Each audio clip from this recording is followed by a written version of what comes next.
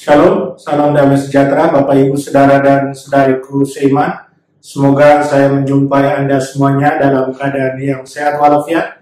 Tetap semangat, tetap tersenyum dalam menjalani keseharian hidup kita.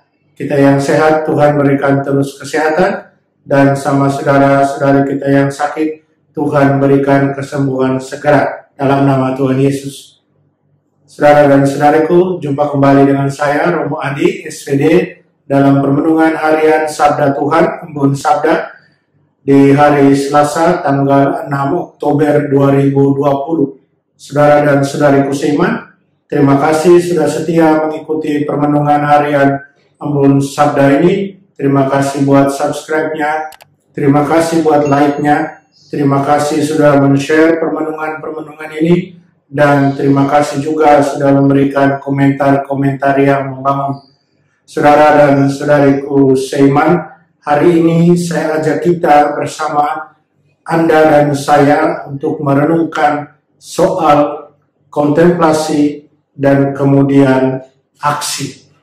Saudara dan saudariku, permenungan soal kontemplasi dan kemudian bermuara pada aksi saya dasarkan pada bacaan Injil kita hari ini yang bercerita soal Marta dan Maria.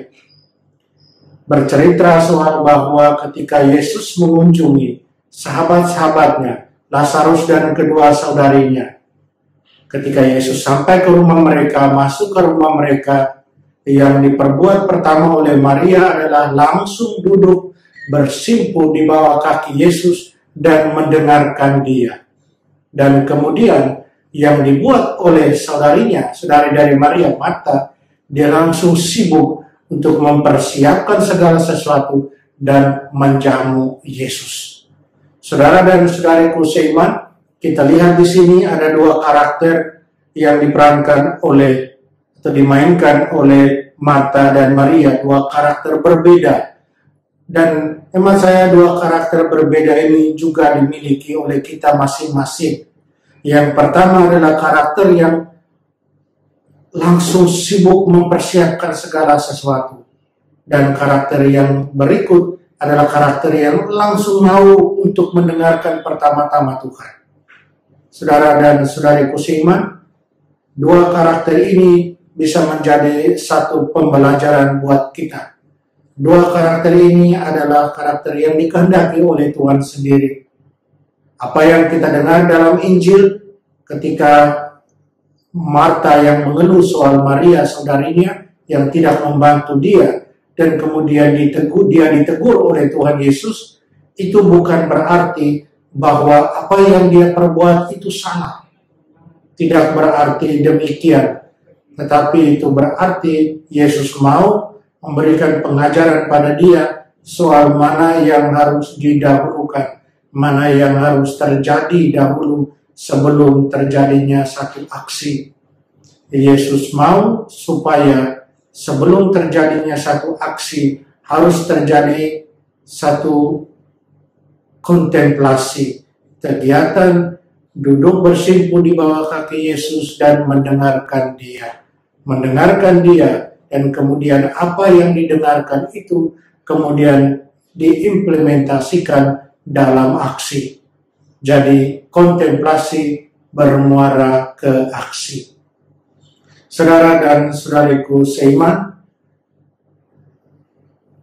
pesan buat kita saya kira jelas. Apa yang diberikan kepada kita dalam bacaan Injil hari ini jelas dari cerita Marta dan Maria, bahwa yang pertama-tama harus terjadi dalam hidup kita ketika kita memulai hari, yang pertama terjadi adalah kita harus datang bersembah sujud pada Tuhan, bersyukur atas apa yang telah terjadi dalam hidup kita, bersyukur atas hidup baru yang dia berikan pada kita, dan terlebih dari itu, kita diajak, diundang untuk mendengarkan dia, membuka diri untuk membiarkan roh Tuhan sendiri masuk ke dalam diri kita, dan membiarkan kita dibisikkan apa yang berguna buat kita, apa yang harus kita jalankan, apa yang menjadi kehendaknya. Kita buka diri kita, merendahkan diri di hadapannya, dan mendengarkan Tuhan. Itulah kontemplasi.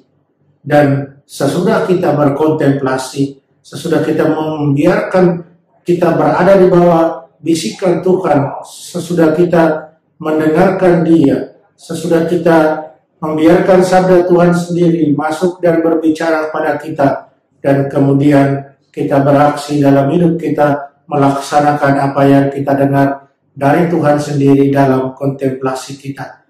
Saudara dan saudariku seiman, mari kita mohon kekuatan dari Tuhan agar kita diberi kekuatan untuk selalu mendengarkan Dia pertama-tama dalam menjalankan hidup kita, untuk selalu berkontemplasi sebagai langkah pertama, dan kemudian menunjukkan itu dalam aksi kita, dalam hidup sikap kita sehari-hari. Mari kita mohon kekuatan dari Tuhan. Kita berdoa. Allah Bapa dalam surga, terima kasih segala rahmat yang sudah Kau berikan kepada kami.